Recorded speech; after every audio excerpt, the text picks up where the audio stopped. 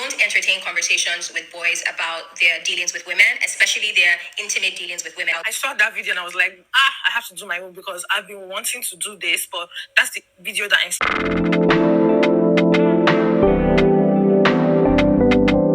this one. So you can go and watch it. I will just tag out the video. First of all, I don't laugh at jokes made at the expense of women by a man. No matter who the woman is, even if it's Candice Owens, I don't like Candice Owens. Every time I say hi on my FYP, I scroll so fast, it's like it has become automatic with my finger. But I will not be laughing at any joke made at her expense by a man. If it was made by a woman, cool. But that aside, any joke a man makes in my presence at the expense of another woman, you will not get a kiki from me.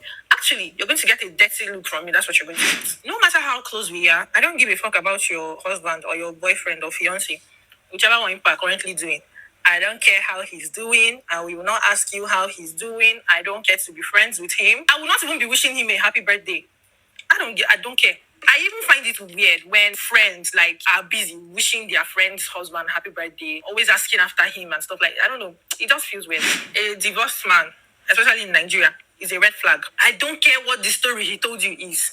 Wrong. You know what it takes for Nigerian women to divorce her husband? In this country that they'll be pounding a woman like pepper. They're going to pound them like apple. She go there where she did. They pray for her husband. They put him in prayer and going to Zion ministry and all those things that you guys do.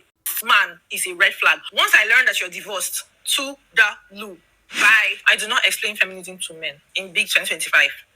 If I'm saying anything about feminism and a man is like, this feminism you're talking about, what is it? It will be crickets. I don't explain feminism to that gender. They know what feminism is. They just want to waste your time. And which time do I have at this my big age to be explaining feminism to them? Be so for real. If I post a video and I have more men agreeing with me than women, delete. I will delete that video. I will also delete the raw file. I will go to CapCut and delete it where I edited it. I will delete the memory of that video from my head. I will delete Jesus. I will do a revamping of my thinking because how the hell did I end up getting more male cheers than women? Let me tell you something. I am here performing for women. I'm here for women to like me. I am here to do things for women. The reason I'm teaching skincare on this app is for women to learn from me. In conclusion, I am here for the female gaze. In case some of you were confused. I hope now we are clear. If I ever post something, and men are, because sometimes I post a video and I immediately go offline because I have a lot of things I'm doing. Please, if you notice that men are agreeing with me and that video is still up, come to my DM. If you have my number and you're watching this video, call me. Tell me, Chiamaka, you have messed up. Go and fix it. Hell no. You see this? He's mean to other women, but he's kind to me thing. To the loo. Once I notice that you're generally mean to women, I'm talking about like in relationship terms, like let me say I'm trying to get in a relationship with somebody, that kind of thing. And I notice that you're generally mean to women, especially women that you're not attracted to, and you're somehow only kind to me. What happens when you no longer like me or when you no longer find me attractive? What's going to happen? If you don't get out, please bye. Too old for that shit, please. I don't make friends with overly religious people. They seem to be one of the most judgmental people that you will ever meet on the planet Earth. And also quite hypocritical because 9 times out of 10, they are judging you for something they have either done in the past or are currently doing right now. And at my big age, I don't need to be around people that judge me. I'm too old for that. I also cannot be friends with somebody who is bleaching her skin in big 2025. It shows that you are not smart, which brings me to the next one. I do not make friends with dumb people. With all the resources we have, information at your fingertips, you literally have a smartphone. That thing you're looking for is one Google search away or one ChatGPT answer away. And you're choosing to be stupid in 2025. Absolutely not. We cannot be friends. And that is okay. This is not even me judging you or anything. I cannot be doing that. No. And last but definitely not the least, I will go no contact with anybody that is after my peace of mind.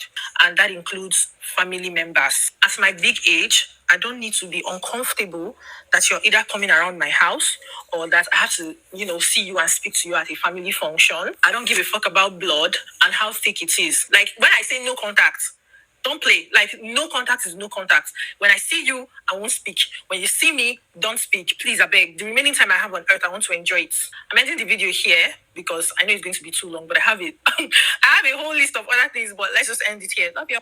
Okay, I'm not going to stitch the other one because I did not find it. I think it was removed for some reason. But for what she's saying, my boundaries and my strict boundaries are longer than my towel. No, like for real. Like, I think for me, my boundaries are not gonna necessarily be said, but I'm gonna say something. So some time ago, I was dating this guy. I was observing, like I was teaching myself how to not nag. Like this relationship was about me teaching myself to be fully present and not nag and observe people. Like I needed water at one point. It was a test, right? I utilized it as a test. And I was like, well, my Jojo tank was not working because I live in the countryside, the farm side. My Jojo tank, as I'm saying, was not working. The pipe, something was wrong and it needed to be fixed. So I was like, can you assist with water? Like, bring me water. And he was like, okay, we'll sort that out tomorrow and whatever. And I was like, I can bath at your place instead, and then I can, since his place had water and stuff like that. Guy didn't even assist me. He didn't. And then when I called him, he didn't answer, and then he lied and he said he was with his girls. Lies. But I pushed it aside. I never said anything about it ever again. I knew in that instance that he would never assist me with anything. Another thing. I saw a bottle of wine. Firstly, he doesn't drink that much. And then what he bought for me, the alcohol that he bought for me, somebody drank it. Somebody drank my alcohol. And they also drink his as well. All the time that I've been with him, mind you, he's a person of coffee and tea. He doesn't really drink alcohol like that. But he had a bottle of wine.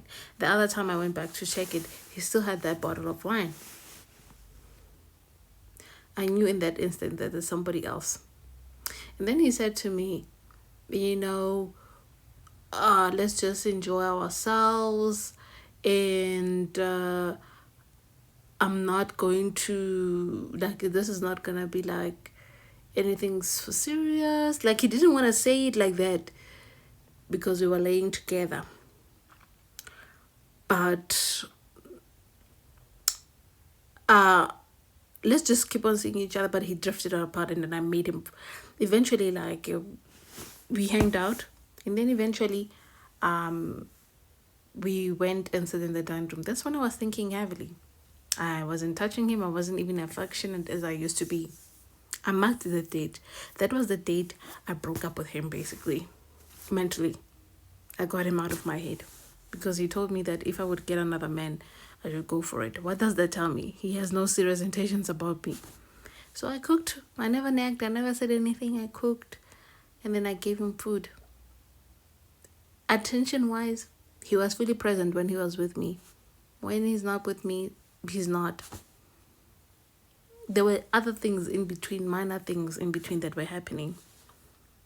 But the last one that happened is that he accidentally sent me a message.